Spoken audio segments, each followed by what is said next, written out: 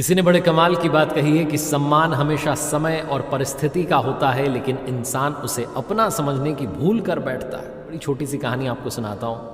एक सरकारी अधिकारी की जो अपने बच्चे के साथ डिनर करने के बाद 5 स्टार होटल से रवाना हुए और कार में जब बैठे थे पिता पुत्र, तो दोनों के बीच में बातचीत शुरू हो गई। हल्का म्यूजिक चल रहा था और पिताजी बता रहे थे बच्चे को कि बेटा मैंने ये कर दिया वो कर दिया, अपने गुणगान कर रहे थे। पिताजी अपना रौब बता ही रहे थे, तभी एक पुलिस के हवलदार ने उनकी गाड़ी को रोक लिया। अब सरकारी अधिकारी को और गुस्सा आ गया कि भैया मेरी गाड़ी रोक ली। हवलदार ने आके बोला कि हाँ जी साहब दिखाओ अपना ड्राइविंग लाइसेंस। तो ये जो पिताजी थे ये और गुस्से में आ गए कि मेरा ड्राइविंग लाइसेंस देगा, तू जानता नहीं मैं कौन हूँ, सचिवालय में इस पद पर हूँ, ये वो फला ढिमका बताने लगे अपने बारे में। हवलदार ने कहा साहब आप होंगे अपनी जगह पर, लेकिन मुझे तो ड्राइविंग लाइसेंस बताओ, अब आपका चालान हो। तो उन्होंने कहा किस बात का चालान। हवलदार ने कहा साहब आपने सीट बेल्ट नहीं लगाई हुई और अपने बच्चे को भी नहीं सिखाया कि वो भी लगाए, खुद तो गलत कर रहे हो, बच्चे से भी गलत करवा रहे हो। छोटा बच्चा ये सब देख रहा था, चुपचाप ऑब्जर्व कर रहा था कि पापा क्या करते। पिताजी ने और रौब जो है झाड़ा बोले कि अरे तुझे पता नहीं है, ये वो नाम वाम बताने लगे अधिकारियों को, पुलिस अधिकारियों के, इनके उनको जानता हूँ इनको जानता हूँ, अभी करूँ तुम्हारे जैसों के तो हम रोज़ साइन करके ट्रांसफ़र करते हैं। 50 बातें उसको बोल लगे। हवलदार ने कहा अच्छा साहब ठीक है मैं आपका चालान नहीं करता, लेकिन अभी आपको सीट बेल्ट लगानी पड़ेगी, बच्चे को भी लगवानी पड़ेगी, उसके बाद ही गाड़ी आगे जाने दूंगा, वरना गाड़ी आगे नहीं जाने दूंगा। ये तो मेरी बात है, आपको ये बात तो माननी पड़ेगी। इन साहब को भी लगा सरकारी अधिकारी को कि अरे अब मान लेता हूँ इतनी सी बात, कहाँ बात को आगे बढ़ाते हैं। चुपचाप इन्होंने बेल्ट लगाई, बच्चे से बोला बेटा बेल्ट लगा लो, गाड़ी आगे बढ़ गई। फिर से ये रौब झाड़ने लगे कि ये समझता नहीं है मैं कौन हूँ, ये कौन है, हवलदार है, ऐसों के तो हम रोज़ साइन करके जो है ट्रांसफ़र कर देते।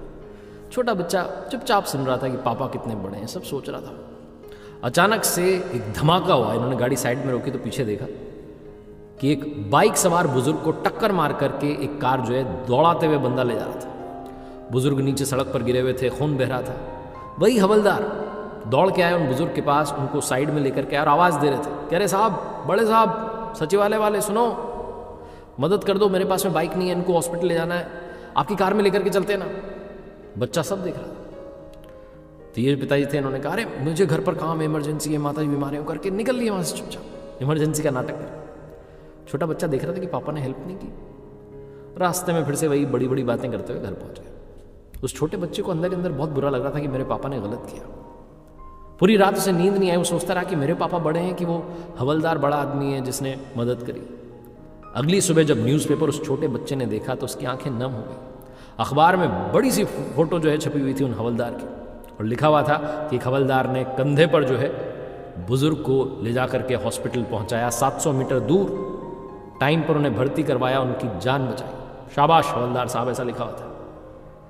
वो छोटा बच्चा अखबार पढ़ते पढ़ते रोना लगा और सोचने लगा कि मेरे पिताजी इतने बड़े पद पर हैं, इतने बड़े अधिकारी हैं, हमारे पास कार है, हवलदार के पास तो बाइक भी नहीं थी, फिर भी उसने मदद कर दी, और पापा इतने बड़े होकर के भी कुछ नहीं कर पाए। उस बच्चे ने कुछ बोला नहीं, वो बस अखबार ले जाकर के पिताजी को दे आया, बोला पापा पढ़ लेना, आपके काम की खबर छपी है।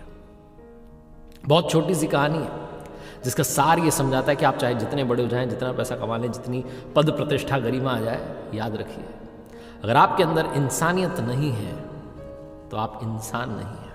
इंसान होने का सबसे बड़ा गुण है इंसानियत। अगर दूसरे के लिए आपके दिल में करुणा नहीं है, प्रेम नहीं है, प्यार नहीं है, तो कोई मतलब नहीं है इतना सारा पैसा कमाने का। बहुत छोटी सी कहानी जो आपको अपने आप से मिलाती है। एक बार फिर से वही बात जो अक्सर आपसे कहता हूँ, कर दिखाओ कुछ ऐसा कि दुनिया करना चाहे आपके जैसा। याद रखिए हर सोमवार सुबह 9:30 बजे मेरे साथ देखिए एक नई कहानी। और मैंने अपनी ऑफिशियल वेबसाइट लॉन्च की है www.rjkarthik.in, जहाँ कुछ कोर्सेज हैं आपके लिए, जाइएगा चेकआउट कीजिएगा, आपके लिए वाकई में मददगार साबित होंगे।